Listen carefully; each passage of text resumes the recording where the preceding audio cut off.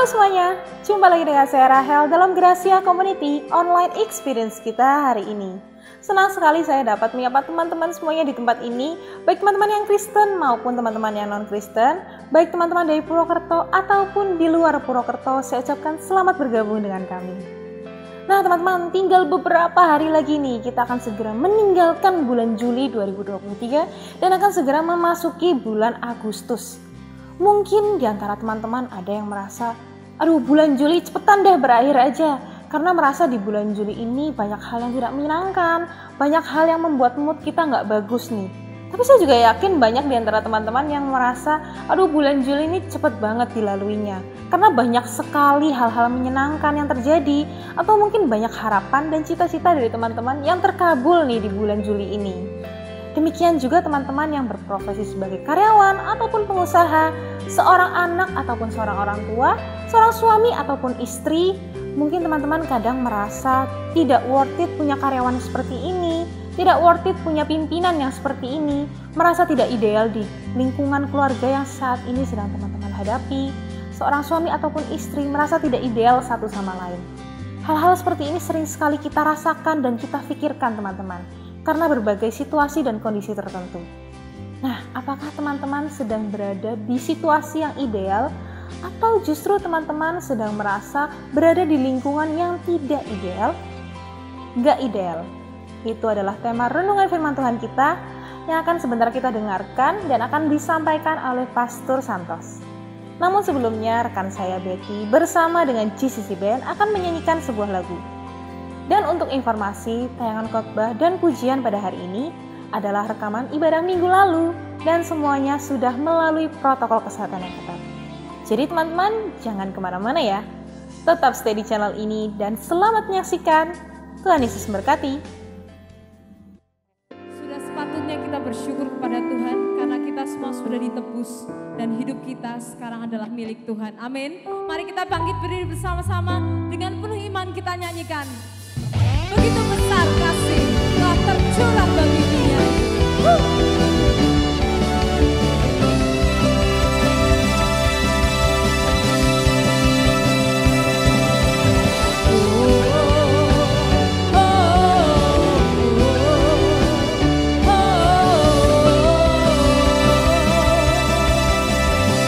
Katakan, begitu besar kasih. Begitu besar kasih tercurah bagi dunia yang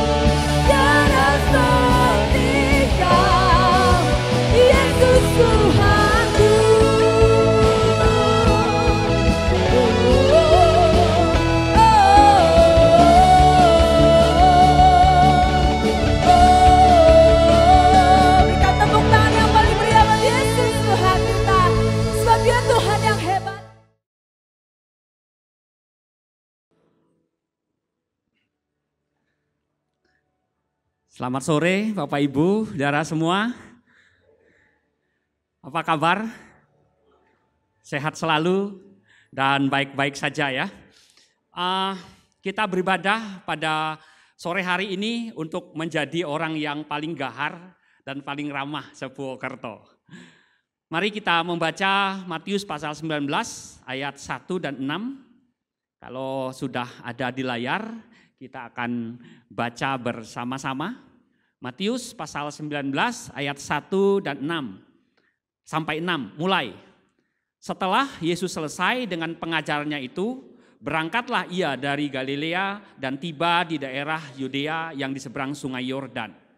Orang banyak berbondong-bondong mengikuti dia dan ia menyembuhkan mereka di sana. Maka datanglah orang-orang Farisi kepadanya untuk mencobai dia.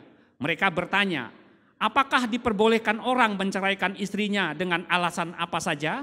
Jawab Yesus, tidakkah kamu baca bahwa ia yang menciptakan manusia sejak semula menjadikan mereka laki-laki dan perempuan. Dan firman-Nya, sebab itu laki-laki akan meninggalkan ayah dan ibunya dan bersatu dengan istrinya, sehingga keduanya menjadi satu daging. Demikianlah mereka bukan lagi dua, melainkan satu. Karena itu apa yang telah bersatukan oleh Allah tidak boleh diceraikan manusia. Amin. Nah ini Bapak Ibu, ini foto keluarga saya ya. Memang ini bukan keluarga yang ideal, tapi juga tidak bermaksud untuk menjadi contoh keluarga yang ideal. Silakan ditutup cepat-cepat ya, karena memang bukan keluarga yang ideal Bapak Ibu. Dulu waktu saya pacaran, saya itu cinta mati sama pacar saya. Pokoknya nggak ada yang lain deh. Ya. Tapi sekarang setelah jadi istri saya, mati-matian saya. Ya. Waktu saya itu kan asalnya tuh dari Kalimantan. Waktu saya datang ke Jawa ini, mata saya yang terfokus pada satu gadis. Ya. Jadi ini gadis itu sangat mempersona buat saya gitu ya. Nah waktu saya pacaran saya pikir dia ini adalah orang yang paling ramah sedunia. Dan paling suka senyum. Enggak marah walaupun disakiti ya. Enggak kecewa walaupun mungkin enggak mendapat hal yang baik. Kalau saya itu pagi-pagi dia bangun dia buatin kopi buat saya. Itu harapan saya. Tapi kenyataannya Bapak Ibu setelah menjalani pernikahan ya masih ketemu yang namanya dengan hal yang tidak ideal dalam hidup ini. Ya, memang banyak hal yang tidak ideal di sekeliling kita. Idealnya kita itu sehat selalu, nggak ada sakit. Ternyata beberapa waktu yang lalu istri saya tuh sehat, badannya seger, ternyata juga nginep juga di rumah sakit Bapak Ibu ya. Nah, ada yang memang sedang berjuang mengatasi autoimun dalam tubuhnya, ada yang berjuang untuk terapi, untuk supaya bisa jalan kembali ya, karena berbagai penyakit yang dihadapi. Idealnya pekerjaan kita lancar, laris manis, ya. Tapi ternyata banyak yang tidak lancar. Toko kita masih ya deg-degan, kita nunggu ada nggak pelanggannya hari ini begitu ya. Nah itu fakta yang kita hadapi. Idealnya anak-anak kita tuh masuk di sekolah favorit, di perguruan tinggi favorit, tapi ternyata kita kalah dengan zona, bahkan kalah dengan prestasi anak-anak yang lain yang lebih hebat. Ya idealnya kita itu dietnya berhasil ya Bapak Ibu ya, idealnya. Tapi berjalannya dengan waktu justru malah kita lebih tergoda banyak makannya ketimbang berusaha dietnya. Ya. Nah, kemudian idealnya dalam hidup kita itu menjaga kesehatan kita sehingga kita jaga penampilan, olahraga, ya begitu ya. Kemudian yang suka goes itu sih memang menyehatkan dan menyenangkan. Tapi Bapak Ibu ada juga yang ideal, katanya si goes, tapi justru lebih lama nongkrong di warungnya ketimbang goesnya Bapak Ibu ya. Nah sehingga kembali mumet, Ya darah tingginya juga naik juga, gula darahnya juga terus ada, ya matanya berkunang-kunang, ya karena memang banyak yang tidak ideal dalam hidup kita. Memang terkadang yang kita harapkan dalam keluarga tidak sesuai dengan kenyataan. Yang kita harapkan itu ketenangan, yang kita harapkan kedamaian, yang kita harapkan ada cinta dan kasih sayang, ada pengorbanan serta kepedulian antara keluarga kita, dilayani dan dihormati, dikasih dan dipuji. Tapi justru yang kita alami adalah masalah dan konflik dalam hidup kita. Nah pertanyaannya, apakah yang ideal itu ada dan bisa dicapai? Saya yakin sih ada Bapak Ibu dan bisa dicapai. Tapi kenyataan untuk mencapai yang ideal, kita belajar dan mengalami proses ketegangan, masalah bahkan konflik dalam hidup kita. Nah tahun 2014 yang lalu saat kami mendapat bimbingan untuk para pasangan muda, yaitu yang dilayani oleh Bapak Pendeta Filipus, beliau bilang begini, cekcok itu membuat suami istri semakin cocok. Nah saya pikir kok bisa ya, padahal cekcok itu kan gak ideal ya. Justru kita pingin keluarga kita kalau udah menikah tuh gak ada yang cekcok, maunya itu wah baik-baik saja. Ternyata hal ini yang sering kita alami, cekcok dalam keluarga. Lalu beliau katakan, apa gunanya cekcok? Itu adalah untuk mengikis keegoisan satu dengan yang lainnya, untuk mencapai hal yang lebih baik, untuk mencapai kesepakatan yang lebih baik, supaya keluarganya mencapai yang ideal. Saya tidak menganjurkan saudara untuk cekcok dalam keluarga ya, udah mumet Bapak Ibu ya, jangan ditambah-tambah. Nah kita semua memiliki ragam variasi keluarga, ada yang dari keluarga tradisional, satu ayah, satu ibu, tapi mungkin ada juga yang tidak lumrah, ya nggak usah disebutkan Bapak Ibu. Ya, kemudian ada yang dari keluarga campuran seperti saya, ya itu saya Dayak, istri saya Jawa, budayanya itu sangat berbeda Bapak Ibu, wah sehingga banyak terjadi ketidakidealan, ya. Jadi jangan ngimpi-ngimpi bahwa oh ini bagus ini enggak, ternyata kita harus punya pergumulan Bapak Ibu. Nah sehingga karena budaya kami yang campuran, jadi anak saya dari hasil pernikahan saya dengan istri saya, anak saya dipanggil Daja, yaitu Dayak Jawa. Ingat ya Bapak Ibu, bukan Dajjal, bukan, ya, juga bukan begal, bukan, atau nakal, bukan Bapak Ibu, Daja, Dayak Jawa. Ya. Nah, apapun situasi keluarga kita yang kita alami, itu membuat kita bingung, membuat kita terluka, membuat kita kecewa, bahkan kita tertantang untuk memperbaikinya. Kita berharap untuk mengulangi, bahkan untuk membuat makin lebih baik, tapi faktanya kita takut menghadapi hal yang amburadul, menghadapi yang ruwet dan mumet dalam hidup ini. Nah, kadang kita tidak menemukan jawaban atas situasi yang kita alami dalam keluarga kita. Dan mungkin ini memang keadaan yang fakta yang kita alami sekarang. Kita nggak menemu jawaban terhadap yang tidak ideal dalam keluarga kita. Dengan pasangan kita, dengan anak-anak kita, dengan orang tua kita. Bukan yang ideal yang kita temukan, tapi ada masalah, ada konflik. Nah, Bapak Ibu, firman Tuhan yang kita baca pada sore hari ini, itu ditulis oleh salah satu murid Yesus yang bernama Matius. Jadi Matius ini adalah salah seorang murid yang pekerjaannya paling tidak ideal. Dia itu pemungut cukai.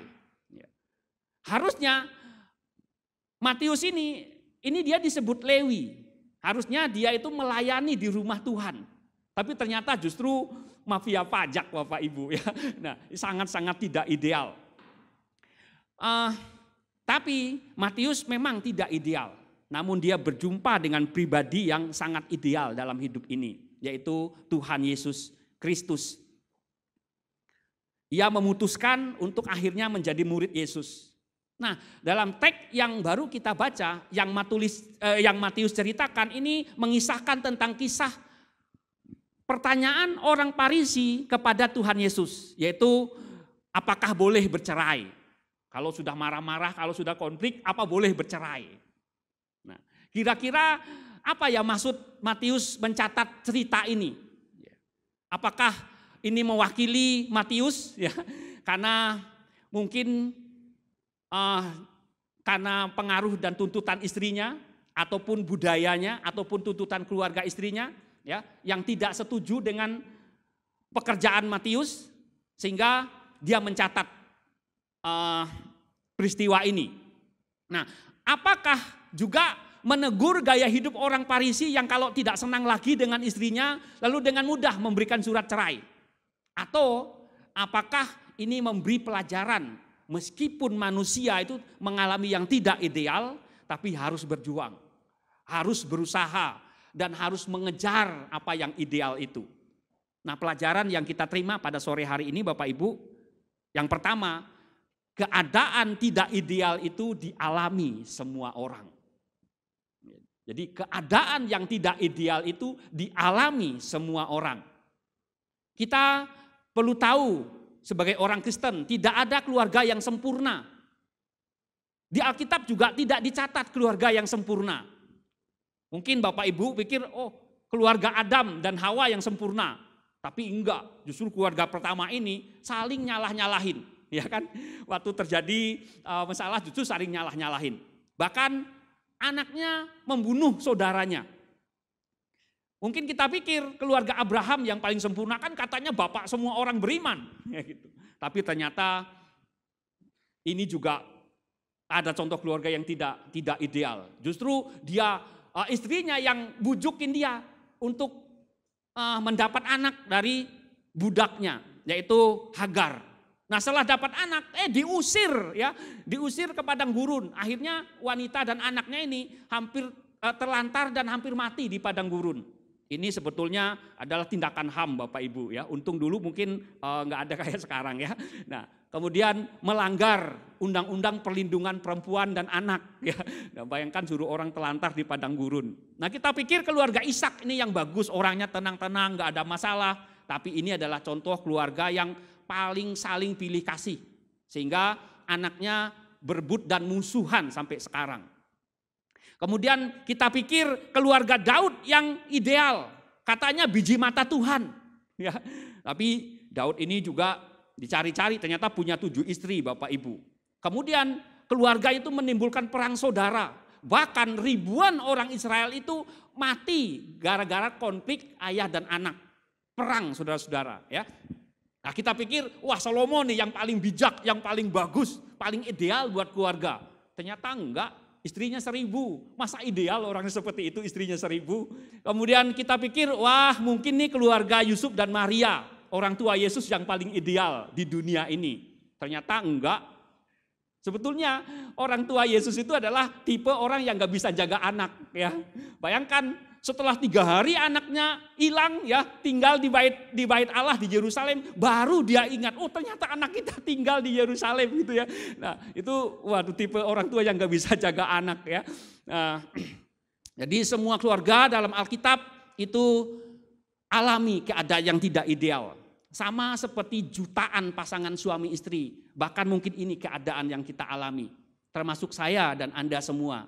Kita berusaha untuk menyelesaikannya dengan 2 cara. Yang pertama itu dengan bercerai, atau yang kedua itu berdamai. Nah itu yang selalu terjadi dalam kehidupan kita sehari-hari. Harapan yang ideal para suami, ya biasanya para suami, khusus ini para suami dulu ya.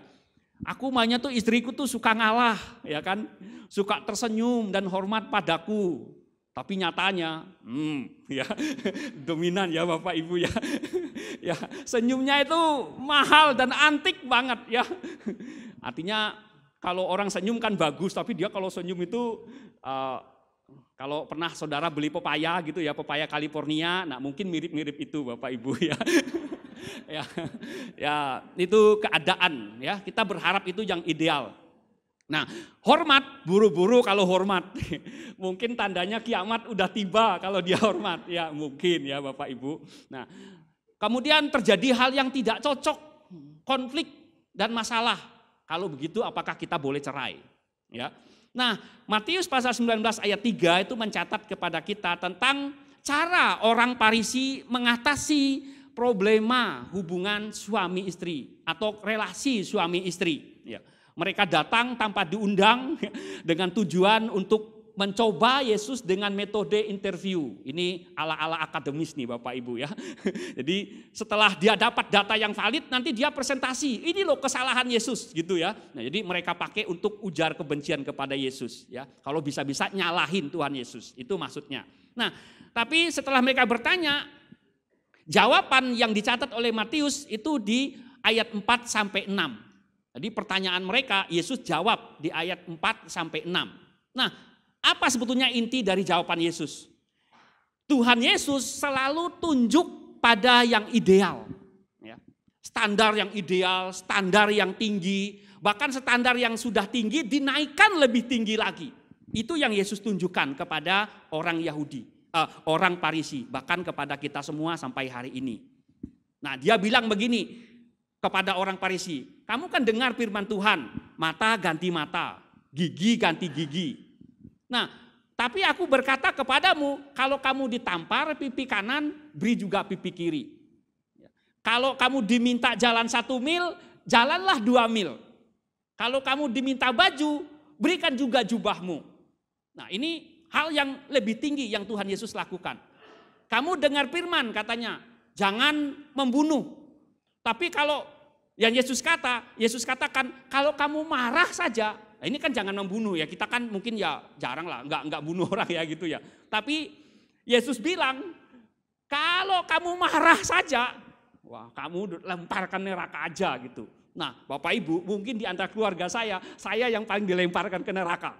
Ya, karena sering marah-marah. Kalau Bapak Ibu sih enggak ya kan, senang-senang semua gitu ya. Nah tapi ini yang dikatakan oleh Yesus, dia naikkan lebih tinggi. Kemudian dia bilang lagi, kamu dengar firman, jangan ingini milik sesamamu, istri sesamamu, pacar sesamamu, apalagi ya banyak-banyak hal, jangan ingini. Tapi Yesus katakan, kalau kamu lihat saja, kemudian kamu lihat terus ngelotot gitu ya, kemudian mikir yang macam-macam, kamu sudah berzina loh.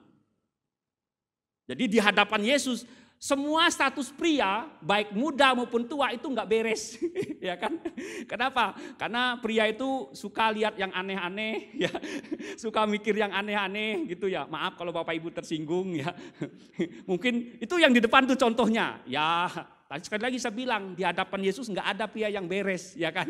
Nah, jadi Bapak Ibu suka cari yang aneh-aneh juga, memang, ya ini pria, ya. Jadi kalau status kita tidak beres di hadapan Yesus, wah kita yang dengar firman ini kita bilang celaka dong ini. Berarti saya ini bakal nggak masuk surga ini gitu ya. Nah karena pada kenyataannya saya tuh suka lihat wanita cantik. Ya, ya dong kan gitu. Kemudian ya walaupun saya tahu ada juga pria yang suka pria cantik ya, ya. Tapi nggak di sini Bapak Ibu ya. Kemudian, tapi puji Tuhan saya masih suka lihat wanita cantik ya. Meskipun memang dalam hidup ini banyak hal yang tidak ideal. Nah kalau gitu apakah kita gagal mencapai hal yang ideal yang Tuhan tetapkan bagi kita? Ya mungkin untuk bisa kita lihat foto yang ini mana yang Bapak Ibu suka lihat. Nah kalau ini kan kita tuh masih enak ya lihat. Terus yang selanjutnya jangan lama-lama. Nanti memancing para pria lagi. Nah kalau yang ini Bapak Ibu ya kita sih mungkin kalau bisa di skip ya kan begitu kan. Nah mungkin ada lagi yang lain. Nah kalau ini kan seneng ya kita lihatnya ya gitu ya, keren gitu ya. Ya ini pria cantik. Kemudian yang lain Bapak Ibu, yang lain lagi. Nah jelas kita tuh ingin melihat hal yang baik dalam hidup ini, ya. Nah, tapi yang menyejukkan saya Bapak Ibu, meskipun kita gagal, saya punya pikiran yang aneh-aneh, tapi Yesus tidak mengutuki manusia yang gagal mencapai yang ideal, ya. Yang gagal, dia tidak hakimi, dia tidak lempar orang ke neraka, ya. Enggak. Tapi dia justru memberikan anugerah bagi orang yang gagal untuk terus capai yang ideal. Karena itu Yesus selalu tunjuk yang ideal. Yaitu keluarga yang ideal, relasi yang ideal, kemudian hubungan antara ayah dan anak yang ideal. Semua Tuhan Yesus berikan yang terbaik dalam hidup manusia. Standarnya standar yang ideal. Jadi Tuhan Yesus juga minta, jadilah seperti aku yang adalah sempurna. Jadi Yesus menetapkan standar yang tinggi, yang ideal bagi kita. Jadi makin tinggi standar dan ideal yang ditetapkan, makin besar anugerah yang Tuhan sediakan bagi setiap orang. Standar yang ideal bagi para suami itu kasihi istri. Kita pikir ya ngasih istri sekarang. Kalau dulu sih 20-40 tahun yang lalu sih oke. Sekarang, wah amit-amit deh. Tapi ini tidak bisa kita hindari. Ini adalah standar yang Tuhan tetapkan bagi para suami. Para istri, standarnya adalah hormat dan tunduk pada suami. Loh kalau dulu sih oke, tapi sekarang aduh mau tak tanduk sekalian gitu ya. Nah, tapi ya itu kenyataan hidup Bapak Ibu. Tapi ingat, standar ini nggak bisa kita hindari dalam keluarga, dalam hidup kita. Kita mesti tunduk dan hormat. Nah, bagi yang belum menikah, bagi anak-anak, ya, bagi remaja, bagi anak, bagi orang tua, kita semua tundukkan diri satu dengan yang lain, ya, untuk kita melakukan pekerjaan yang lebih baik, perjuangkan yang ideal dalam hidup kita. Tuhan selalu tunjukkan ideal, tapi Tuhan tidak pernah hakimi keluarga kita yang gagal, suami kita yang gagal, bahkan diri kita yang gagal. Dia selalu sediakan kasih yang melimpah, memberikan pengampunan, anugerah yang melimpah, dan memberi kekuatan kita terus untuk kita berjuang supaya kita mencapai yang ideal. Jadi apapun yang terjadi dalam kehidupan kita dan keluarga kita, mungkin apapun kesalahan yang pernah kita buat, kita perlu tahu bahwa anugerah Tuhan lebih banyak dari kegagalan kita. Bagi kita semua yang pernah gagal, mungkin yang sedang gagal, yang berjuang terus tapi masih gagal, ada berita baiknya. Tuhan tidak hakimi kita. Tuhan bahkan sediakan anugerahnya untuk buat kita bisa berjuang lagi. Untuk buat kita terus berusaha lagi. Untuk kita terus bertanding lagi. Untuk kejar keluarga yang ideal. Untuk kejar relasi yang ideal. Jadi Bapak Ibu selalu kejar yang ideal. Sadar bahwa anugerah Tuhan tetap tersedia bagi setiap orang yang gagal. Tidak ada alasan bagi kita untuk tidak mengejar apa yang ideal. Nah, yang kedua Bapak Ibu, Tuhan selalu sediakan anugerah bagi yang tidak ideal. Ya, idealnya dalam pernikahan itu harmonis Bapak Ibu, betul enggak? Ya kan, langgeng, setia, pokoknya menyenangkan, itu sih idealnya. Tapi faktanya Bapak Ibu, ya banyak hal yang tidak ideal yang kita hadapi. Fakta perpisahan, perceraian dengan pasangan, ribut dengan anak-anak, ribut dengan menantu, itu tidak bisa dicegah. Bahkan baru teks yang kita baca, ternyata orang Farisi mempertanyakan hal ini kepada Yesus. Apakah boleh bercerai? Itu memang hal tidak ideal Bapak Ibu. Nah, bagi yang baru menikah, pikirnya menyenangkan Bapak Ibu, ya saya juga tidak menganjurkan Anda untuk batal menikah, enggak. Tapi saya menyampaikan fakta ini, ya, bahwa setelah menikah ternyata kita banyak mengalami tidak sesuai dengan apa yang kita bayangkan. Ya, kita perlu berjuang, kita perlu bergumul. Punya anak, ternyata anak-anak kita ada yang bertingkah laku tidak sopan. Ngegas motornya gede-gede, ya kan? Nah, ya macam-macam ya Bapak Ibu. Kemudian berperilaku buruk, tidak menyenangkan. Punya suami, kita pikir dia selalu tanggung jawab dan pulang ke rumah, bahkan banyak yang tidak pulang ke rumah, ya kan? Ya, ini fakta yang tidak ideal yang kita alami. Nah, manusia mengalami dan menghadapi yang tidak ideal, tapi Tuhan selalu tunjukkan yang ideal kepada kita. Dia tidak pernah hakimi kita. Jadi Yesus mungkin berkata seperti kalimat ini kepada kita semua. Aku tahu keluargamu. Ya. Hidupmu tidak akan bisa capai yang ideal. Kamu mungkin bisa gagal dalam pernikahanmu, gagal dalam teman, gagal dalam sekolahmu. Tapi aku tidak akan membiarkan kamu terpuruk. Dan walaupun situasi sulit yang kamu alami, aku akan menyertaimu sampai kita bisa bersama-sama melewati masa sulitmu. Itu kata Yesus kepada kita semua. Yang saya saksikan Bapak Ibu, setelah dua orang menikah, yang sudah berkomitmen satu dengan yang lainnya, selalu alami hal yang sulit. Jadi selalu alami yang sulit. Saya tegaskan lagi, sangat-sangat sulit ya. Di setiap orang menikah itu bukan hal yang mudah ya, selalu alami hal-hal yang sulit dalam hidup ini. Nah, sebetulnya ajaran Alkitab bagi kita semua, kita tidak diminta komit kepada pasangan kita, tapi kita diminta komit kepada Tuhan. Kita saling menyerahkan hidup kita satu dengan yang lainnya kepada Tuhan, bukan kepada pasangan kita. Karena kalau kita menyerahkan hidup kita kepada Tuhan, maka pernikahan kita terlaksana, keluarga kita terlaksana, relasi kita dengan anak kita dipulihkan, dengan semua orang dipulihkan. Kemudian pernikahan dan keluarga yang kokoh tidak dibangun di atas komitmen satu dengan yang lainnya, tetapi dibangun di atas komitmen anggota keluarga kepada Tuhan. Pada saat orang punya hubungan yang sehat dengan Tuhan, dua orang ini akan punya hubungan yang sehat. Pada saat suami istri dekat dengan Tuhan, maka suami istri itu akan semakin dekat dan semakin mesra.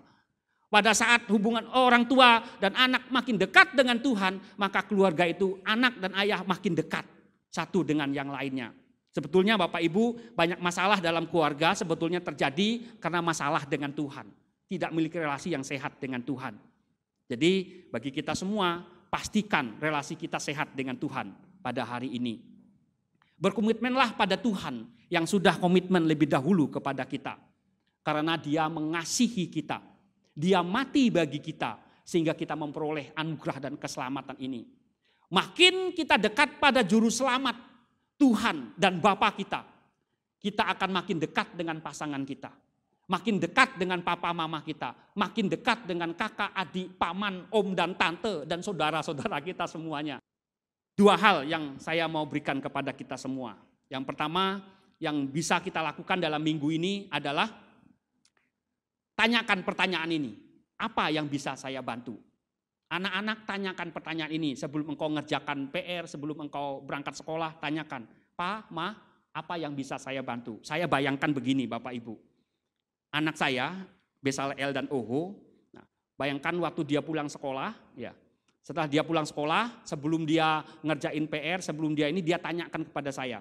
Pak, Ma, apa yang bisa saya bantu? Sebelum saya ngerjain PR, sebelum saya beres-beres rumah, sebelum saya beresin tempat tidur atau dan lain sebagainya. Ini reaksi saya kalau dia tanya hal ini kepada saya. Saya pasti senang, bahkan kaget. Ya. Kenapa? Karena dia menyerahkan dirinya sebetulnya untuk kepentingan orang lain. Bahkan saking senangnya saya, wah ini anak kok bagus banget ya. Apa yang bisa saya bantu? Oh jangan-jangan saya pikir, wah tak ajak kamu makan, tak traktir kamu makan. Kemana? Mungkin ke KFC atau kemana gitu ya. Ya, jadi ini yang terjadi dalam hidup kita. Nah, jadi kalau suami-suami juga tanya kepada istrinya sebelum berangkat kerja, Mah sebelum saya berangkat kerja apa yang bisa saya bantu? Gini ya. Bantu ngepel, bantu cuci piring, ya kan? Bantu setrika baju, ini akan membuat istri itu wah bahagianya luar biasa, ya. Nah, ibu-ibu sebelum suami berangkat tanya, ya, apa yang bisa saya bantu? Mau saya buatin kopi? Mau saya pijit-pijit? Ya, itu akan membuat suami Anda itu wah akan memikirkan Anda terus, ya. Nah, jadi Bapak Ibu, dua hal ini yang perlu kita kerjakan. Tanyakan satu dengan yang lain, tanyakan pertanyaan ini, apa yang bisa saya bantu? Dan kita bayangkan hal-hal yang ideal dalam hidup kita untuk kita melakukan yang baik. Jadi ketika kita mempertanyakan pertanyaan ini, kita akan keluar uang sedikit, keluar tenaga sedikit, keluar frustasi sedikit, tapi kita akan mendapat hasil yang besar dan luar biasa. Memang yang kita alami dalam hidup ini jauh dari ideal. Semua orang, semua keluarga tidak ada yang ideal. Tapi Tuhan Yesus selalu tunjukkan yang ideal. Dan Dia juga tidak mengutuki orang yang gagal untuk mencapai yang ideal. Dia selalu sediakan anugerahnya bagi yang gagal mencapai yang ideal.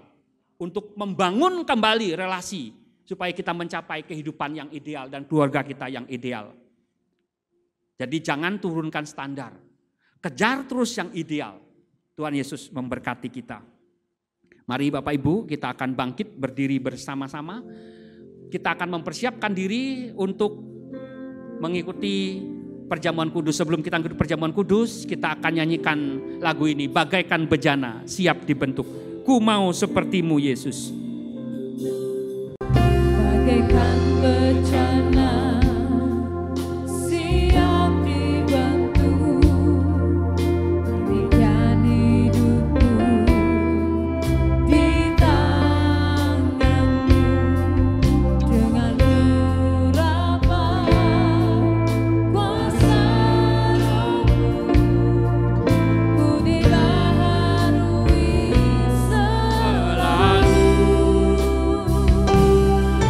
Jadikan ku Allah dalam rumah-Mu, inilah hidupku di tangan-Mu.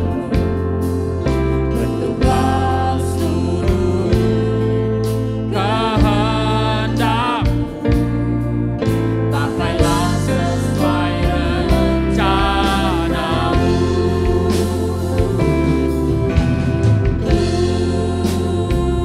Mau sepertimu Yesus, disempurnakan selalu dalam senang jalanku, memuliakan nama-Mu. Mau sepertimu, mau sepertimu Yesus, amin. Disempurnakan selalu dalam segenap jalanku, memuliakan nama-Mu, memuliakan nama-Mu. Memuliakan nama-Mu, memuliakan nama-Mu, memuliakan nama-Mu. Ya Tuhan, kami akan bersekutu dengan tubuh dan darah-Mu. Kami akan mengambil bagian dalam perjamuan kudus ini. Ini sebagai bukti kami berkomitmen kepada Tuhan untuk ikut dan berserah kepada Tuhan, yang tahu cara terbaik untuk kami keluar dan melewati masalah dalam hidup kami, baik secara pribadi maupun dalam keluarga kami. Perjamuan kudus ini adalah simbol anugerah yang terus Tuhan sediakan bagi kami untuk terus bangkit dan berjuang dari kegagalan yang kami alami. Kami yakin melalui perjamuan kudus ini Tuhan peduli dan menyertai kehidupan kami. Jemaat yang dikasihi oleh Tuhan, sebelum kita makan dan minum perjamuan kudus ini, sebagai simbol kita bersekutu dengan tubuh dan darah Kristus, dengar firman Tuhan ini. Sebab apa yang telah aku teruskan kepadamu, telah aku terima dari Tuhan, yaitu bahwa Tuhan Yesus pada malam waktu ia diserahkan, mengambil roti, dan sesudah itu ia mengucap syukur atasnya. Ia memecah-mecahkannya dan berkata, inilah tubuhku yang diserahkan bagi kamu. Perbuatlah ini menjadi peringatan akan aku. Saudara-saudara, bukankah roti yang atasnya kita ucapkan syukur ini adalah persekutuan dengan tubuh Kristus? Amin. Kita makan dalam nama Tuhan Yesus.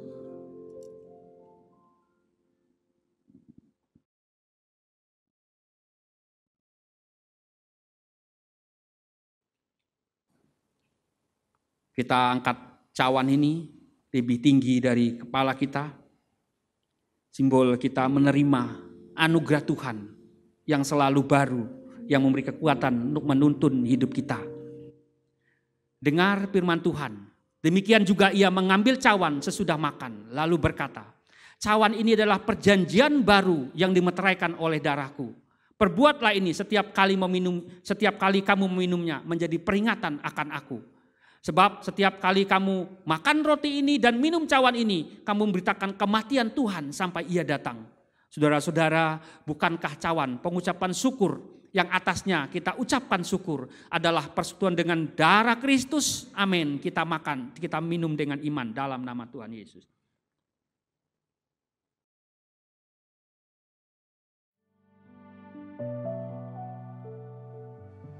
Sidang jemaat yang dikasihi Tuhan, Sekarang mari kita angkat tangan kita tadahkan hati untuk kita menerima berkat Tuhan.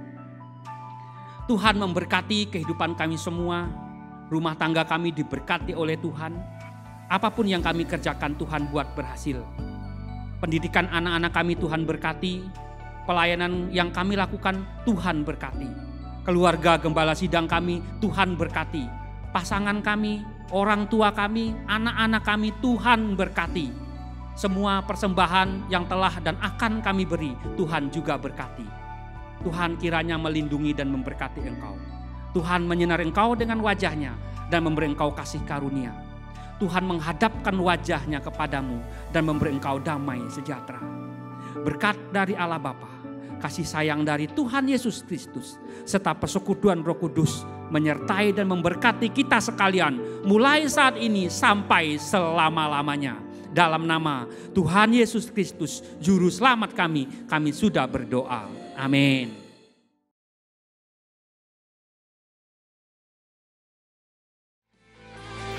Sesuatu yang ideal, kejar dan coba, serta belajar praktekkan dalam kehidupan sehari-hari. Terima kasih Pastor Santos untuk renungan firman Tuhannya. Semoga kita semua diberkati, dikuatkan, serta dipulihkan oleh renungan firman Tuhan yang telah kita dengar. Dan untuk seluruh rekan saya, tim Gracia Community Purwokerto, Anda semuanya luar biasa. Salam kompak selalu ya guys. Saya senang sekaligus bangga dapat menjadi bagian dari tim Gracia Community Purwokerto yang gahar namun juga tetap ramah. Dan saya juga mengucapkan terima kasih untuk Bapak Ibu yang telah setia dalam memberikan persembahan sehingga program Gracia Community Purwokerto dapat berjalan dengan baik dan dapat menjadi reflektor terang kasih Tuhan. Kiranya Tuhan Yesus senantiasa memberkati apa yang menjadi usaha dan pekerjaan Bapak Ibu Saudara semuanya. Dan bagi Bapak Ibu yang rindu untuk memberikan persembahan, Bapak Ibu bisa memasukkan amplop ke kotak persembahan yang telah tersedia di gereja, atau Bapak Ibu bisa mentransfer melalui nomor rekening yang telah tertera di layar Anda.